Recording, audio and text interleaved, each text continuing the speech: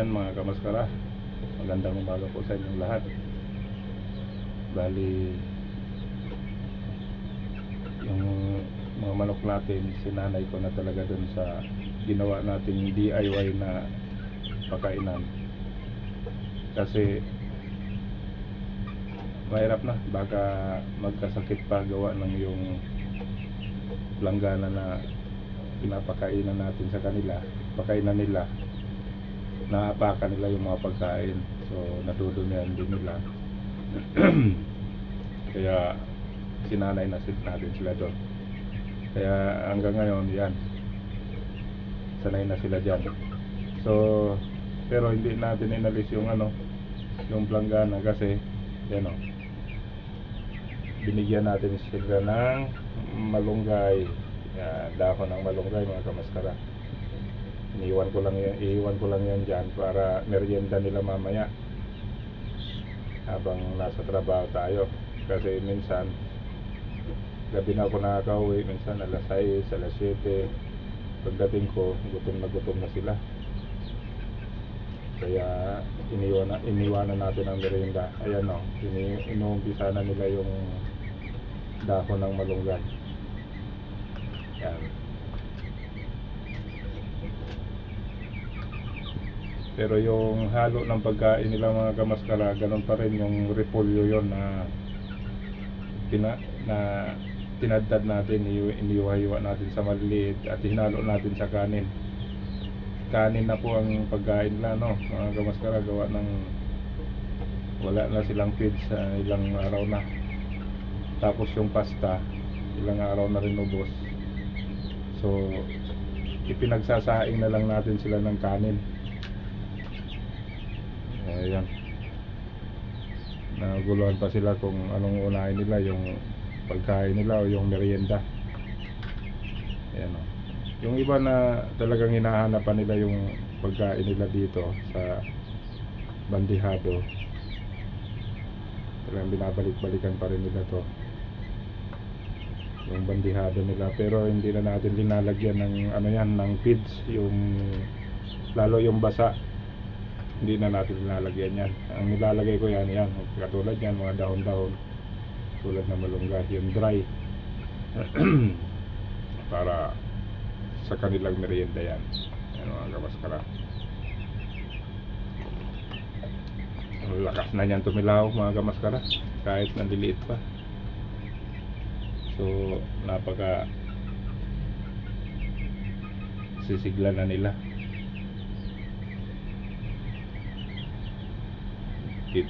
Dito nga pala tayo nagkagabi na naman mga kamaskara, sa loob ng kanilang kulungan. Yan. Tapos yung tulugan nila, yan, effective. Diyan lagi sila natulog. Pagdating ko kanina dito, diyan sila lahat.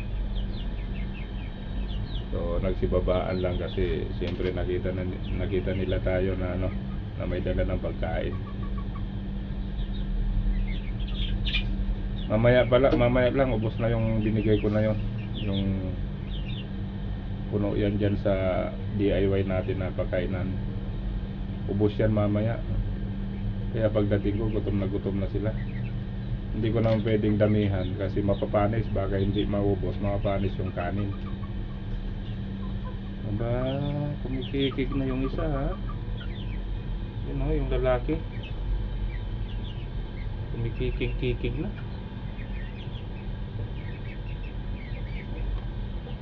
Ayan tinitira na nila yung dahon ng malunggay.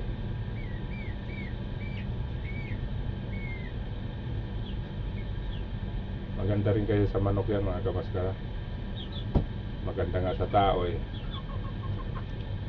masustansya ang gulay na yan. Marami silang vitamin ang makukuha dyan. Yan.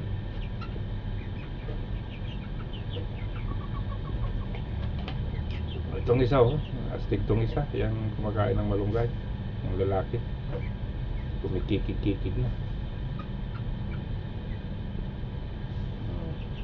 Ayan sila mga kamaskara. Andun yung iba.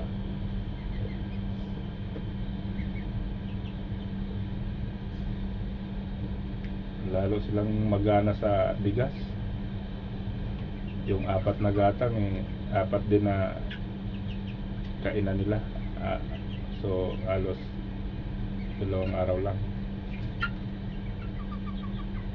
kasi 2 beses sa isang araw sila kakain. Yan. So ang bilis nila maubos yung bigas. Hindi natin yan binibigay na na purong bigas. Sinasayang muna natin yan bago natin binibigay sa kanila. Ayan mga kamuskara, tinitira nila yung malunggay. Total marami ng malunggay dito. Ay, ano ba yun? Kayo mag-aaway.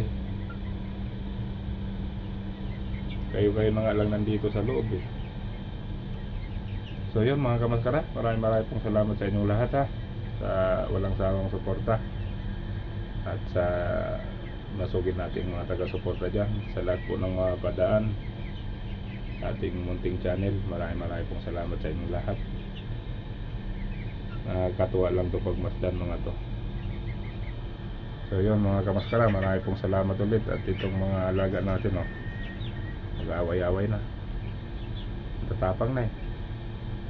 Nung unang dating nila dito, parang ang hihina nila, halos ayaw magsilakad. Pero ngayon tingnan nyo naman, medyo malaki kasi yung ano nila, yung pinagagalaan nila dito. Kaya kahit pa paano napapractice nila yung pagiging manok nila. Yan, katulad nyan, nanginginahi. Kaya yan, masaya sila sa kanilang tulungan So yan po mga kamaskara, ilang ulit na akong paalam. Ito final na po. Maraming pong salamat sa inyong lahat.